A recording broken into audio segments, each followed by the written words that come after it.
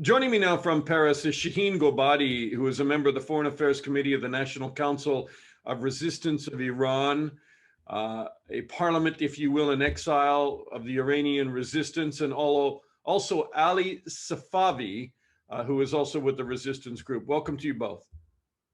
Thank you. Thank you very much. I can start with the news of the day. Russia now is said to supply Iran with advanced satellite systems, boosting Tehran's military capability, officials say. And here's what this satellite that the Russians will launch for Iran will look at. They'll have the ability to survey the whole region, continuous monitoring of facilities ranging from Gulf oil refineries, Israeli military bases, Iraqi barracks that house US troops, and the launch could happen within months. Can I get your reaction to that? Well, basically, it's no secret to no one that acquiring advanced ballistic missiles and emphasizing on this and using a big portion of Iranian people's capital and wealth in this kind of a behavior is no surprise to anyone who has followed the Iranian affairs. How dangerous is it that they suddenly will have this eye in the sky, if you will? Well, so far as this regime is concerned, I think all of these steps are dangerous, but one has to look at the fact that this is also a sign of desperation, that this regime is basically looking more and more for belligerence and intransigence as a way to compensate for the big problems inside Iran, and particularly vis-a-vis the Iranian people. From the very first days that this regime came to power back in 1979 onward, this regime has survived on two pillars, basically: repression at home and export of belligerence and Islamic fundamentalism abroad. And this has been two very known characteristics of this regime. So to that effect, this doesn't surprise me at all, that despite all their problems with the economy, despite all the difficulties that the Iranian people face, making their ends meet on a day-to-day, the regime is spending so much in this kind of a nefarious activities. This comes as no surprise to me. The nuclear program. Iran is ramping up its nuclear activities. Is there any question about that? Not at all. As I said, again, this very much falls in the same category that I just explained. For more than 3 decades, this regime has spent billions and billions and billions of dollars for this vicious nuclear weapons program, which by all means is a drive to acquire nuclear weapons. There's no doubt in anyone's mind that the ultimate objective of the regime is to obtain nuclear weapons as a guarantor for survival. And no matter of this, negotiations and deals they have made and so on and so forth, this program has never stopped. Actually, they have continued. And the way this program works is very telling. Actually, we as the movement that make the big revelations and the first revelations about Iranian regime's secret nuclear sites can tell with full confidence that the Iranian civilian program is basically a cover for Iranian nuclear weapons program, which is led by the military. So you can see two basically circles, concentric. The bigger one, the one that you see from outside, is the civilian program, but in reality, at the core of it is a drive to acquire nuclear weapons, and the Iranian regime is trying to get all the necessary parts for, as I said, acquire nuclear weapons. So in no period of time in the past 3 decades, this program has stopped. There have been ups and downs. The regime has faced many hurdles, but as I said, the desire for nuclear weapons has never subsided, and they have always been a priority for this regime.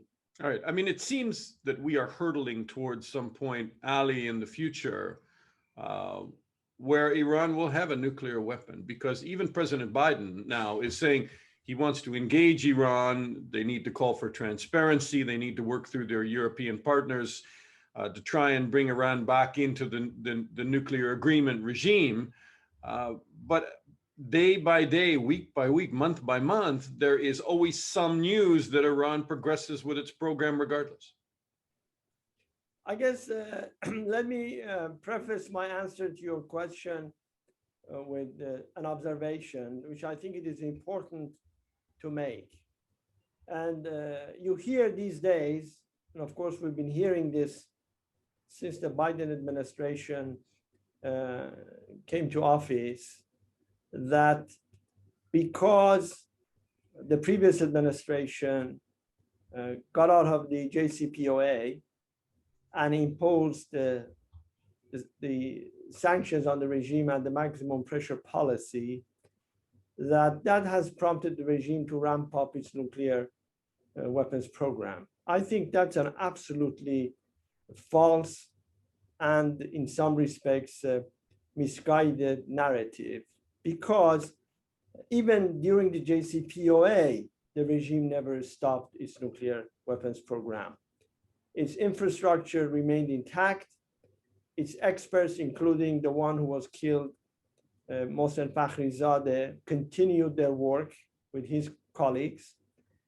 The regime kept building new sites. It kept doing its secret testing, which we know now in some sites that it never declared to the IAEA, and is yet to respond to very legitimate question that the IAEA has.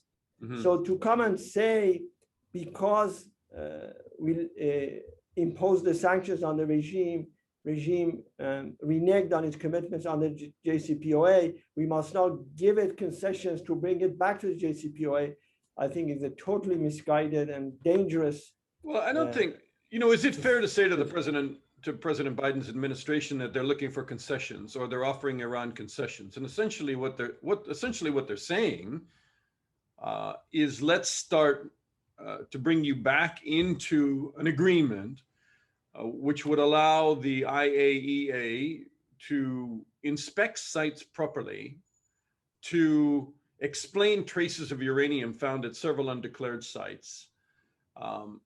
And that's really the only way to deal with Iran in the long term, is to look into what they're doing underground. Yes. And thereby, and the only way you're going to get that is to reward them with lifting sanctions. The problem I have with that narrative, Dana, is that from our perspective, the return of the regime to the JCPOA will not be the starting point, it's the end point. To think that if you put the regime in the nuclear box, the regime will begin to negotiate about its malign activities in the Middle East region, its meddling in the internal affairs of neighboring countries, its ballistic missile program, its egregious human rights abuses against its own citizens, I think is a fallacy. And case in point, the JCPOA. When the JCPOA was agreed to in July of 2015, none of the malign activities of the Iranian regime stopped. Far from it, the regime expanded all of those activities. And we know that now, and it's human rights abuses. Look what it did to the protesters in 2017, in 2018, in 2019. So I think the problem is that the JCPOA fundamentally is a flawed deal. That's the problem in JCPOA. Well, nobody's saying sign up. Nobody's saying sign up to the same JCPOA conditions. They're saying expand the parameters of the agreement, make the IAEA inspections effective, and that includes military sites, I think, at some point, because you just can't have civilian sites and not be allowed to look into military sites. Isn't that true, Shaheen? Because obviously it's just going to be smoke and mirrors. They're going to show sites that are not producing enriched uranium in civilian areas, but then they're going to hide those in military sites. I think you raised a very good point. Then actually the whole point that I think Ali was also making was that the JCPOA, the original JCPOA, had too many flaws. It did not have and too many loopholes. Let's put it like this, that it did not provide enough guarantees that the Iranian regime's drive for nuclear weapons would be basically, all of that would be prevented and stopped. And that's the problem.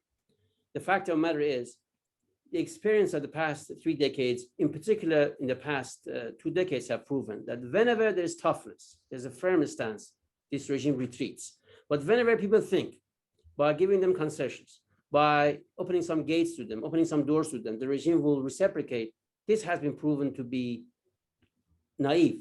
Europeans tried it, the international community tried it, it was tried again by JCPOA time and again. So in that sense, look, the issue is very simple. As you said, there should be access to everywhere at any moment. All the previous Iranian regime's activities that pertains to possible military aspects of the nuclear weapons should be very transparent, and all of the regime's previous activities should be known to the world. But the fact of the matter is the regime has never been transparent. The Iranian regime's nuclear process has always been marred with duplicity, deception, misguiding, lying.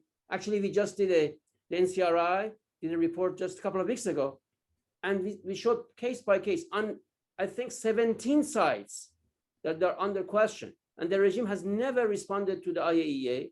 And actually, the 4 sites that the IAEA is now asking questions about are the ones that became known to the IAEA and the activities, not because of the Iranian regime's forthcoming and transparency.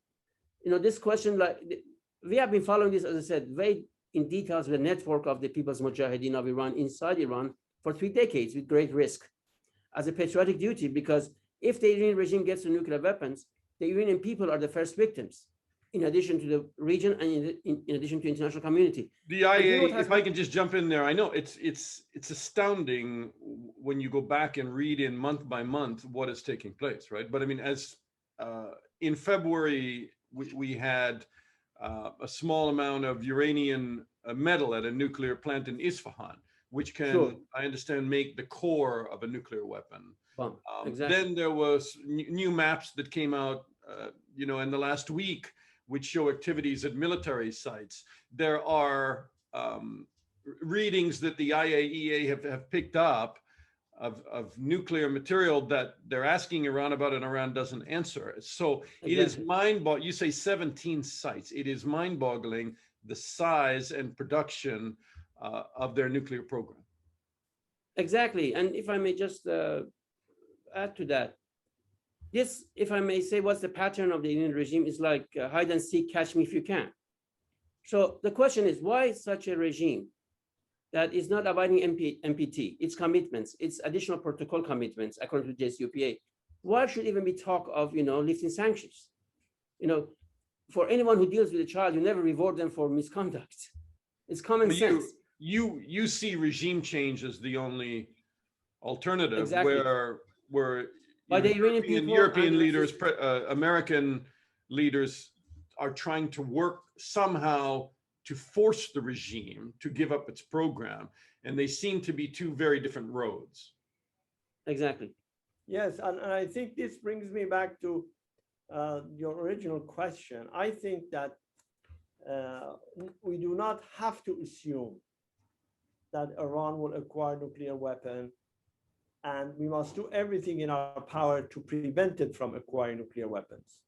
And I think, given the domestic situation in Iran, given the explosive state of society, when you look at the sham presidential election coming up and the actions that Khamenei took, if anything, it is a very clear sign of the desperation that he faces. And so time is running out on the mullah's regime, quite frankly. Is it really? I mean, why do you say time is running out, and why do you say they're desperate? Well, several reasons. One, recall that for 42 years, they played the West with this narrative of moderate versus hardliner. Well, in this year's election, Khamenei purged not only all of the so-called moderate candidates, but even people who were part of his inner circle, somebody like Ali Larijani, who was the parliament speaker for 12 years, who was the head of the state radio and television, who was the secretary for the Supreme National Security Council, who was an IRGC brigadier general. And he was even, he is actually now the head of the headquarters that is working on the 25-year strategic pact with China. But Khamenei did not even trust him to allow the vetting body Guardian Council to okay him to come and run. He was eliminated. And the only candidate that is really a serious one is somebody like Ebrahim Raisi, the current head of the judiciary, who is by all standards a mass murderer, a guy who is 60 years old, but since 19, the only thing that he has done has been to sign death warrants for political prisoners. He was that election is looming.